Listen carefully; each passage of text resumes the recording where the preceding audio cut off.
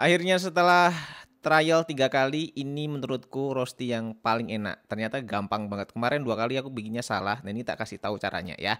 Siapin mangkok, masukin teh, kasih gula, kemudian kasih air. Ini tinggal diaduk-aduk aja semuanya. Masaknya nggak pakai api ya, dengerin ya, nggak pakai api, tapi pakai air fryer. Ini aku pakai Mito air fryer AF1. Ini kapasitasnya tuh 4 liter. Ada 8 fungsi yang bisa kalian set sesuai selera ya. Dan ini adalah air fryer dengan 4 layer granit coating pertama di Indonesia. Jadi ini sudah pasti anti lengket. Masukin tehnya, kemudian di set timernya 10 menit ya, apinya 200 derajat. Kalau sudah matang nanti bunyi tit gitu ya.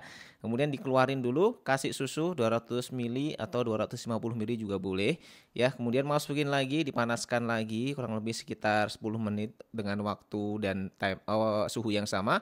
Kalau sudah nih hasilnya. Wah, ini harum, bener-bener harum banget ya. Siapin es, kasih bubble tea atau kasih cincau, kemudian tinggal dituang aja, diaduk-aduk langsung bisa diserutup. Ini nikmat banget. Jadi kalau pakai Mito Air Fryer masaknya mudah, hasilnya sempurna. Cobain.